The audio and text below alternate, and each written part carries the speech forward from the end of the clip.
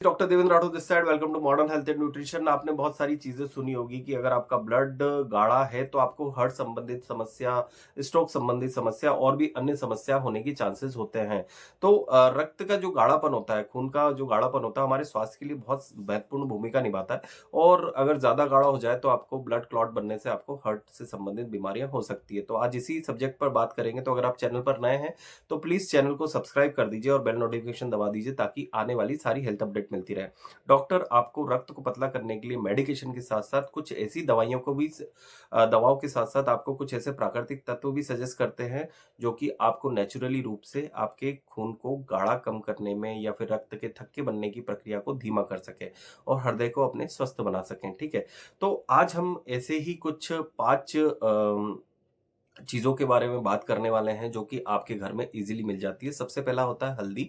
हल्दी भारतीय रसोई में आमतौर पर इस्तेमाल की जाने वाली एक महत्वपूर्ण मसाला होती है और औषधि गुण काफ़ी ज़्यादा होते हैं। इसमें करक्यूमिन होता है और जैसे आपने सुना होगा कि इसमें एंटी इन्फ्लेमेटरी होता है, सूजन कम करती है, एंटीऑक्सीडेंट्स होता है, काफ़ी ज़्यादा इसके अंदर अगर हम बात करें एंटी इन्फ्लेमेटरी गुण होते हैं। तो जब भी आपको चोट लगती है तो आपको लेप लगाते हैं। ठीक है, अब ये ब्लड को कैसे पतला करती है? ये ब्लड क्या करता है, ये प्लेटलेट जो हमारे अंदर रहता है उसको चिपकने से रोकती है जिससे रक्त के थक्के बनने की संभावना कम हो जाती है। ठीक है, और साथ ही हृदय की जो नसें होती है, आर्टरीज होती है, जिसे हम सरल भाषा में बोले आर्टरीज में अगर कोई इन्फ्लामेशन है, सूजन है, उसको रक्त वाहिकाओं को सूजन को कम करने में काफी ज्यादा सहायता करती है। अब हल्दी का सेवन कैसे करना है आपको पता ही है, दूध, चाय, भोजन सब में आप मिलाकर इसको यूज कर सकते हैं। लेकिन मेरा मानना ये रहता है अगर सुबह आप गुनगुने पानी में हल्दी मिलाकर सेवन करेंगे तो आपको अच्छा बेनिफिट मिलेगा।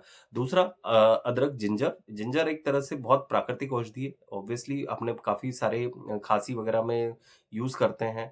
एंटी इन्फ्लामेटरी प्रॉपर्टीज होती है सेम टू सेम और रक्त और ब्लड को पतला करने में काफी ज्यादा हेल्प करता है। जिंजरोल नाम का एक एक्टिव इंग्रेडिएंट होता है जो कि प्लेटलेट को इकट्ठा होने से रोकता है जिससे ब्लड आपका गाढ़ा नहीं होता और ये ब्लड को जो इसका फ्लो रहता है प्रॉपर बनाए रखने में सहायता करता है। और साथ ही साथ ब्लड प्रेशर में भी जिंजर काफ़ी हेल्प करता है।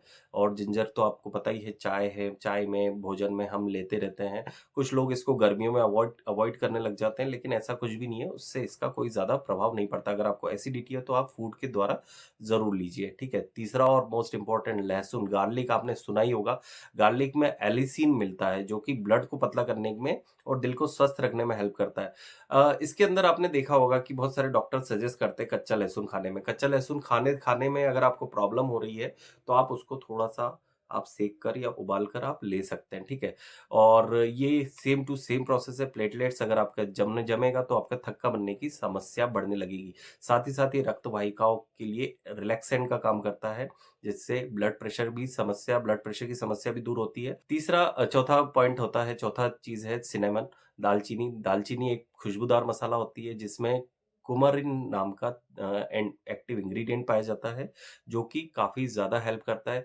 और ये रक्त वाहिकाएँ जो रहती है, हमारी आर्टरीज़ रहती है, उसको साफ़ करने में हेल्प करता है कुमारिन।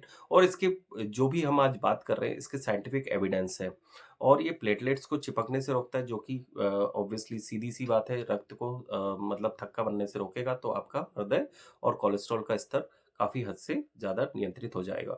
दालचीनी को हम चाय, भोजन, शहद में मिलाकर हम ले सकते हैं। 5वां omega fatty acid. Omega 3 fatty acids बहुत लोगों ने सुना होगा, इसके काफ़ी सारे कैप्सूल्स आते हैं, फिश ऑयल आता है, फिश ऑयल कैप्सूल आता है। तो ज़रूरी नहीं कि आप है ना मछली का तेल ही आप लीजिए।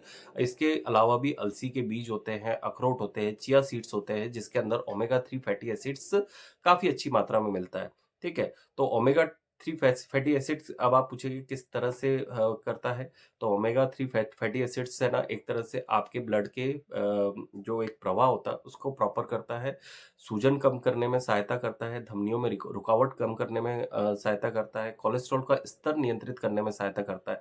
क्या होता है कि omega 3 fatty acids is the good, जो फैट होता है उसको बढ़ावा करता है, बैड फैट को कम करने में हेल्प करता है। ठीक है, तो ओमेगा 3 फैटी एसिड्स जितने भी फूड मिलते हैं आप उसको ले सकते हैं। ठीक है, तो अब इन सब चीज़ों से कंक्लूज़न यही निकलता है कि अगर आप कोई भी ऐसी मेडिकेशन ले रहे हैं जिससे आपको लगता है कि मतलब जो भी चीज़ें हैं कि आपको साथ में मेडिकेशन के साथ में दवाइयाँ ले रहे हैं, तो अगर आपको कुछ नेचुरल चीज़ें लेनी हैं, तो आप इन 5 चीज़ों को ज़रूर अपनी डाइट में शामिल कर सकते हैं। सही खान-पान और जीवन शैली अपनाकर अपने स्वास्थ्य को हम बेहतर बना सकते हैं। तो ये था मेरा view on 5 natural blood thinners के बारे में। होप सो आपको ज़रूर पसंद आया होगा, तो ज़रूर इस वीडियो को लाइक कर दीजिए, शेयर कर दीजिए और अगर आपका जो भी सवाल हो, आप ज़रूर कमेंट सेक्शन में पूछ सकते हैं। Thank you so much guys. जय हिंद, जय भारत।